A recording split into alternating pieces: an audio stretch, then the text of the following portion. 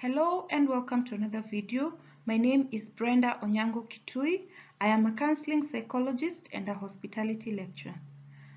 And today I'm here to talk about a newspaper article that was forwarded to me by one of the mental health champions. Thank you, President Jeff, for forwarding that article to me.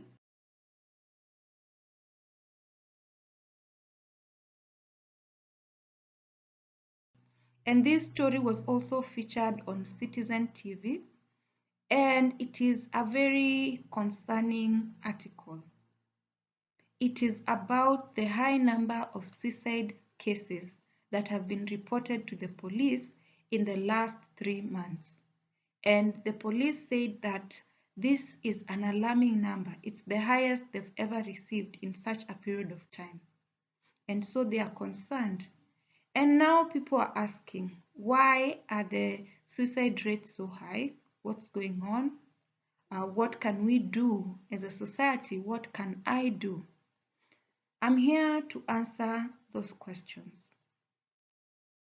So let me start by first explaining what happens to someone who decides to commit suicide or someone who ends up with the option of committing suicide.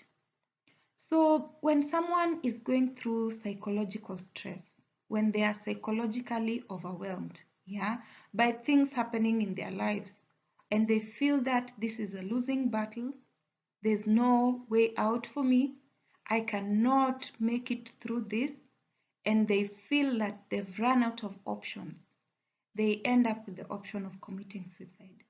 And when someone commits suicide, it's not because they want to die, it's because they want to stop hurting. They want to stop feeling all the overwhelmment that they are going through. One of the reasons why people commit suicide is usually because of financial stress. People commit suicide because of illness.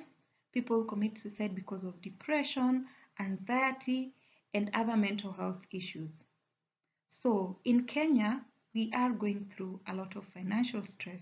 The government recently announced a 20% excise duty on loans, and that causes a lot of stress in people. That means if you borrow 100,000, you're gonna pay back 120, and that means you have to push yourself harder to get the 20. Towards the end of last year, Safaricom reported to having disbursed 10 times more of Fuliza loans than it did the previous year, meaning Kenyans are borrowing more. 21 million Kenyans borrowed from Fuliza in 2020. So that tells you that financial stress is real, financial pressure is real, and people are going through that. And when you're experiencing financial stress, added on to other factors that are going on right now, we are in a global pandemic.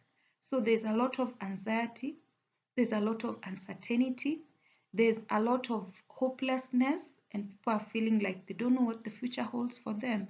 For people who lost jobs, for people whose industries have not come back, they are really going through a lot of psychological distress.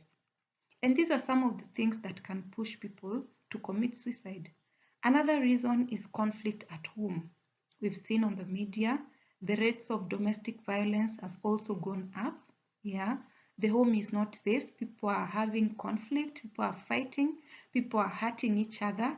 And the media only reports the physical abuse.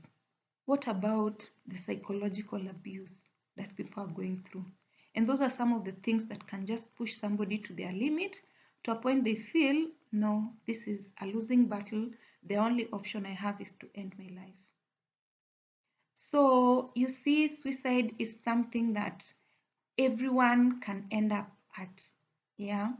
We say in the mental health field that mental health issues are an open members club. Anyone can be a member at any time. So some of these things I'm talking about are things that almost every Kenyan goes through. Financial stress, conflict at home, pressure from the environment, sometimes illness, psychological or physiological. These are issues that are happening in our society every day. So this could be the reason as to why the suicide rates have gone up. What can we do about it? What can you do as an individual? So as a society, let's look out for each other. Call someone, check on someone. If you know somebody is struggling, give them a helping hand. If there's something you can do to alleviate the suffering of another human being, please do so. You might just be that person who makes them reconsider taking their own life. You could save a life. A phone call to show that you care, yeah. Sending them some M-Pesa because you know they're struggling financially could actually save their lives. So let's normalize calling each other and checking on each other and finding out how somebody is doing.